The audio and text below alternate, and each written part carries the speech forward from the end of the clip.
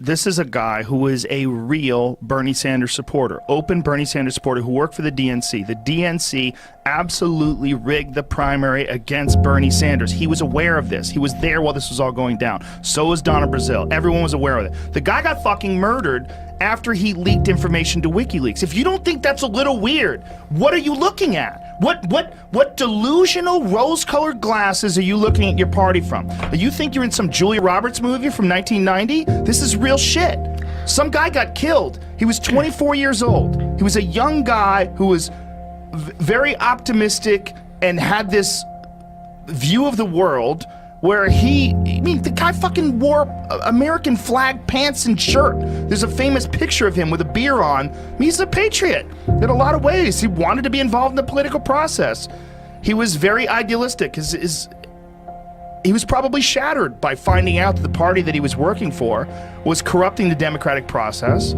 And because I've said this before, you know, I've been accused of helping Donald Trump win by really wacky people online, like by pointing out all the flaws of Hillary Clinton. Like, look, man, you can't ignore that shit because you want one side to win.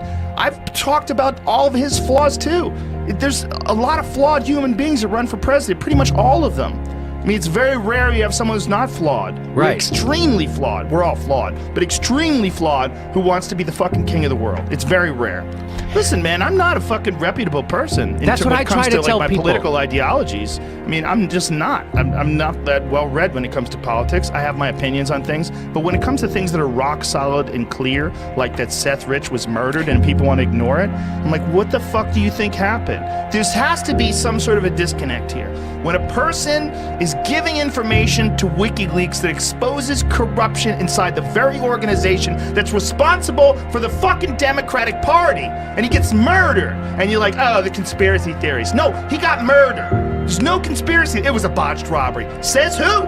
Says who? Where's his? How come his wallet was there? How come his watch was there? How come they didn't take his phone? What the fuck are you talking about that I'm a conspiracy theorist when I just tell you the facts? So and this WikiLeaks thing with Julian Assange is the craziest shit ever, when he said there's consequences to sharing information with us.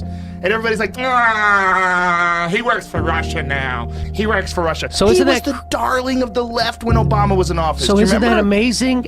So Julian Assange, he's just a great news guy who's tough as nails. Who dances creepy and might have fucked some girl while she was asleep. Whatever.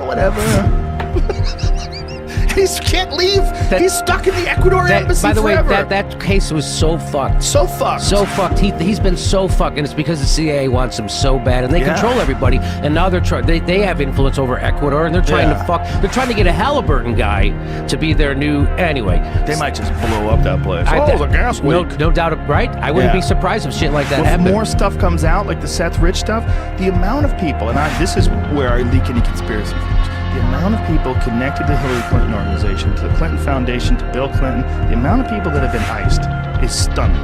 But then some of them are bullshit and coincidental, and you know people, and they're in a weird job, and people get killed. There's a lot of people that have been killed. A lot.